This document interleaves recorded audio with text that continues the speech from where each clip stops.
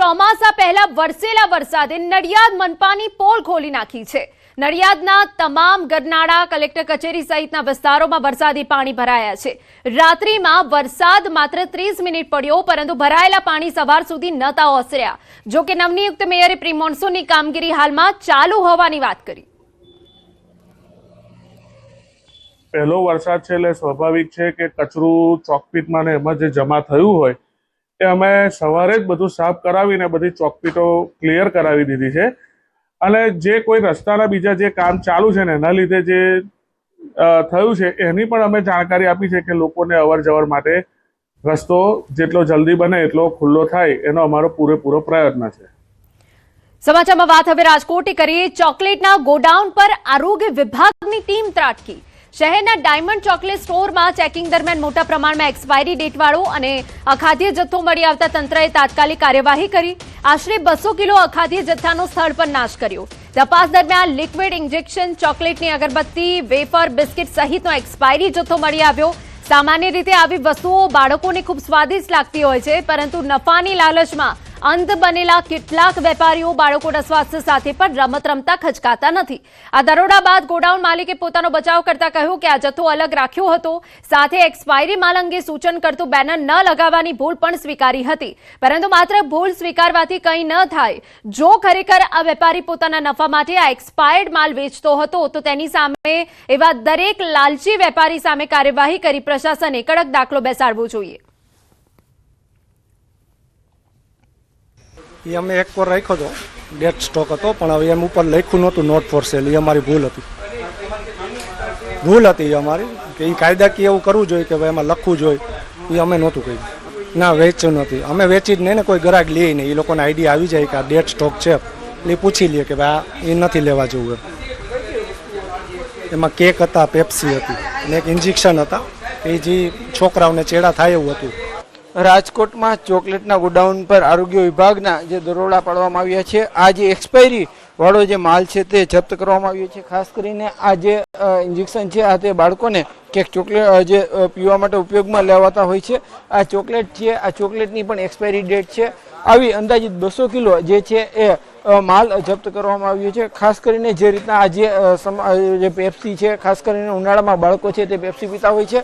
હાલ અહીંયા આરોગ્ય વિભાગના અધિકારી છે, આપણે એમની સાથે પણ વાત કરવાનો પ્રયાસ કરીશું। એ પહેલા આપ દ્રશ્યો જોઈ શકો છો કે જે રીતે અહીંયા જે છે એક્સપાયરી વાળો માલ છે તે ખાલી કરવામાં આવી રહ્યો છે। સાહેબ, શું કહેશો, અત્યારે અહીંયા કઈ વસ્તુઓ એક્સપાયરી વાળી મળી છે અને શું? રાજકોટ મ્યુનિસિપલ કોર્પોરેશન આરોગ્ય શાખા ફૂડ વિભાગ દ્વારા આજે લાતી પ્લોટ સદગુરુ શ્રી નંબર 4માં ડાયમંડ સ્ટોર નામના એક પેઢીમાં અમે તપાસ કરતા કન્ફેક્શનરી આઇટમ, અને ત્યાં લગભગ બધો જથ્થો ઓન એન એવરેજ 200 કિલોની આસપાસનો એક્સપાયરી જથ્થો જોવા મળેલ છે। હાલમાં આ જથ્થાનો અમે નાશ કરીએ છીએ અને food safety and standard act પ્રમાણે સેમ્પલની કાર્યવાહી હાથ ધરેલ છે।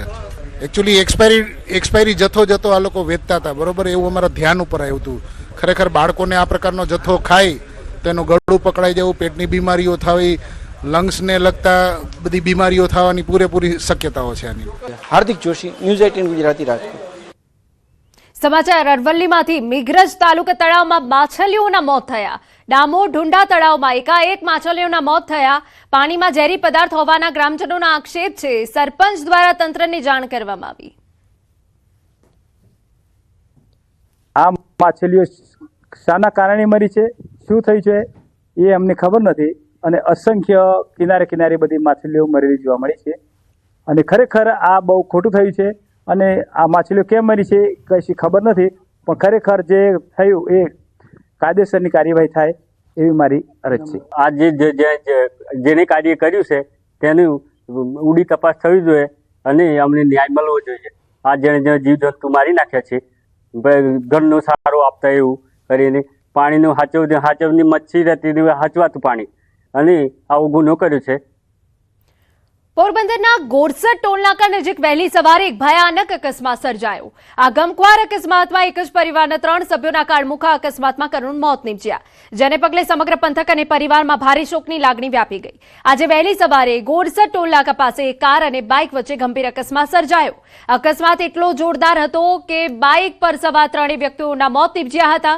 આ અકસ્માતમાં ભોગ બનનાર મૃતકોની ઓળખ પણ સામે આવી ચૂકી છે।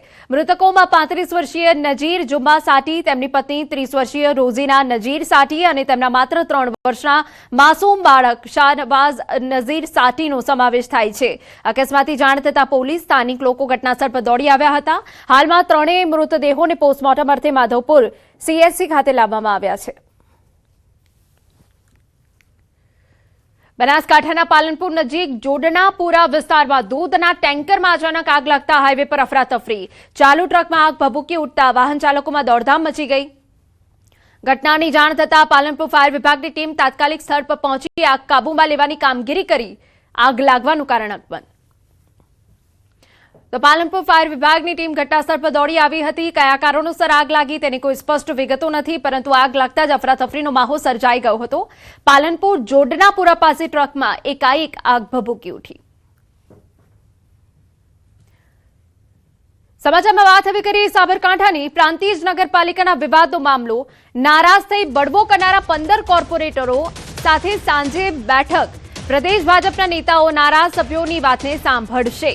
પ્રદેશ સંગઠનને મામલાને લઈ નિર્ણય લેવા કવાયત હાથ ધરી. નારાજ સભ્યોની વાતને સાંભળ્યા બાદ વિવાદને લઈ કાર્યવાહી કરાશે. બળવાની ગંભીરતાને લઈ પ્રદેશ સંગઠન દ્વારા કમાન સંભાળાઈ. અલગ અલગ વાહનો મારફતે પ્રાંતિજથી નારાજ કોર્પોરેટરો રવાના થયા. ગાંધીનગરમાં એક સ્થળે એકઠા થઈ પ્રદેશ ભાજપની સૂચના મુજબના સ્થળે પહોંચશે. બળવા પાછળના સ્પષ્ટ કારણ જાણવા પ્રદેશ ભાજપનો પ્રયાસ. ઉનાના નાંદણ ગામે ખુલ્લા કુવામાં 2 હરણ ખાબક્યા. ખુલ્લા કુવામાં 2 હરણ ખાબકતા સ્થાનિકોએ વન વિભાગને જાણકારી આપી. વન વિભાગની ટીમ દ્વારા ગ્રામજનોને સાથે રાખી કુવામાંથી રેસ્ક્યુ કરી જીવિત બહાર કાઢ્યા.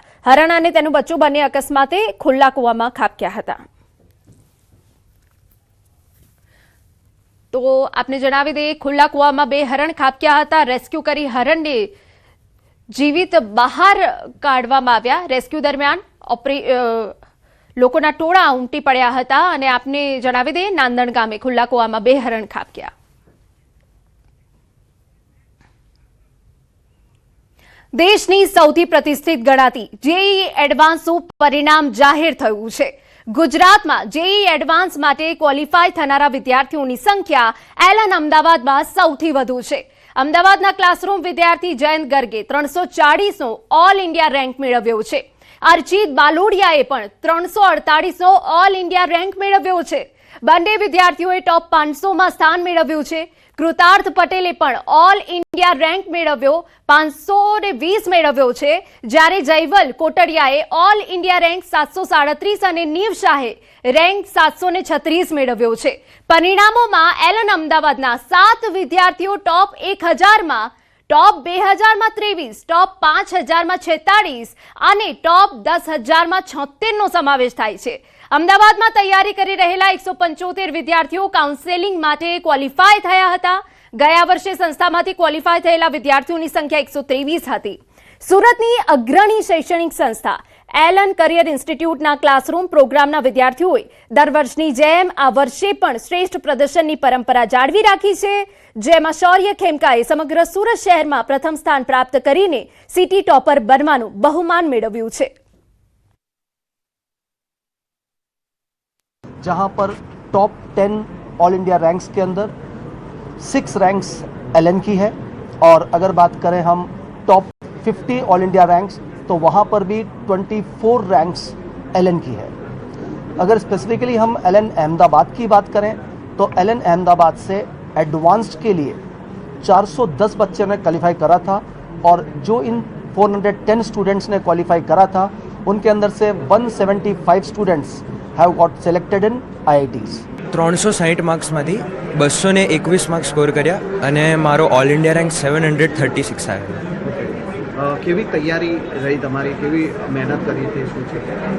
જ્યારે હું સુરતથી અહીંયા આવ્યો હતો તો અહીંયા સિલેબસ આગળ ચાલતું હતું ઘણું, એટલે સ્ટાર્ટમાં એવું થયું હતું કે ઘણું અઘરું પડ્યું હતું બેકલોગ કવર કરવાનું.